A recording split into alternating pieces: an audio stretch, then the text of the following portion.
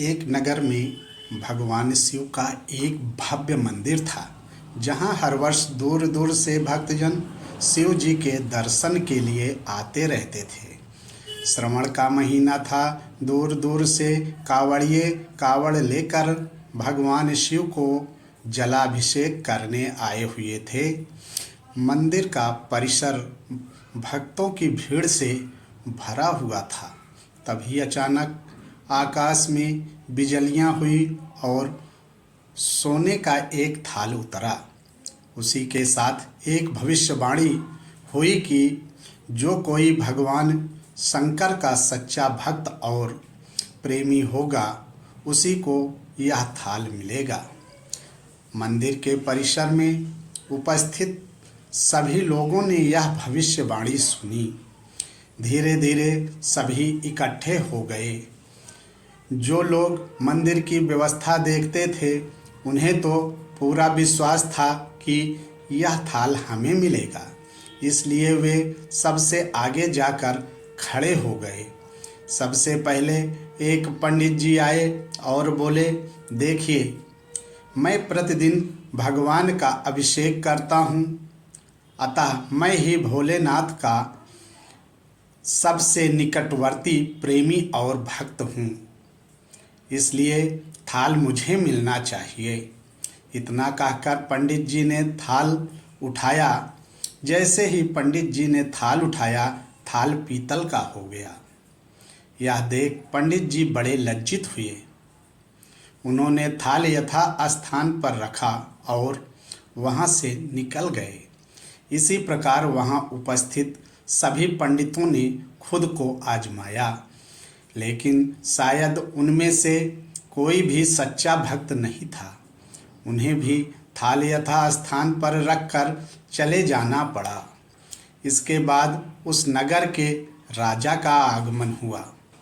राजा साहब आगे आए और बोले, मैंने महादेव के मंदिर में बड़ी भारी दान दक्षिणा दी है, इसलिए यह थाल मुझे मिलना चाहिए। इतना कहकर राजा साहब आगे बढ़े और थाल उठाया।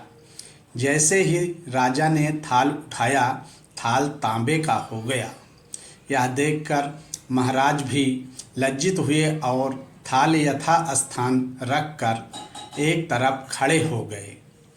इसके बाद इसी तरह एक से बढ़कर एक दानी महात्मा और भक्त पधारे और थाल उठाया, लेकिन किसी के हाथ में कुछ और किसी के हाथ में कुछ हो गया, लेकिन सोने का नहीं रहा। तब लोगों को पता चला कि हम में से कोई भी महादेव का सच्चा भक्त नहीं है। उसी समय एक किसान का आगमन हुआ।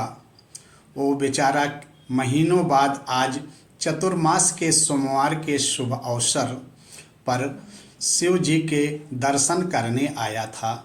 गरीबी और गृहस्थी के बोझ तले दबा दिन रात खेतों में मेहनत मजदूरी करके अपना और अपने परिवार का गुजारा करता था। अभी रास्ते में आ ही रहा था कि कोई भिखारी मिल गया और कुछ खाने को मांगने लगा। इस किसान को दया आ गई। अपने खाने के लिए जो खाना लाया था, वो उसने उस भिखारी को दे दिया। थाल के बारे में इसने भी सुना था, लेकिन इसने उस ओर कोई ध्यान ही नहीं दिया। सीधा मंदिर में गया और महादेव का पूजन करके बाहर आ गया। परिक्रमा करके जाने को हुआ, तभी पीछे से एक व्यक्ति बोला, भाई, तुम भी थाल को उठाकर देख लो, हो सकता है तुम ही वह सच्चे भक्त हो जिसके लिए यह थाल आया है। किसान को लगा वह व्यक्ति उसका मजाक बना रहा है। किसान ने हंसते हुए कहा, भाई, मैं तो कभी कोई पूजा पाठ भी नहीं करता, महीनों में एक आध बार मंदिर आ पाता हूँ, मैं काहे का सच्चा भक्त। वह अजनबी बोला, भाई, हम तो देख चुके हैं, हमारी भक्ति तो 2 कौड़ी की भी नहीं है। अब तुम भी अपना हाथ लगाकर देख लो, सोने का थाल मिले ना मिले, किंतु पता चल जाएगा कि तुम्हारी भक्ति में कितनी सच्चाई है। लोगों के आग्रह करने पर आखिर उस भोले भाले किसान ने जाकर थाल उठा ही लिया। जैसे ही उसने थाल उठाया, लोगों के आश्चर्य का ठिकाना नहीं रहा। सोने का थाल रोशनी से चमचमाने लगा। यह देख सब लोगों में खुशियों की लहर दौड़ गई। सभी लोग उसके जयकारे लगाने लगे और पूछने लगे, भाई तुम ही सच्चे भक्त हो, अब हमें भी बता दो कि कैसी भक्ति करते हो जिससे महादेव तुमसे इतने प्रसन्न हैं।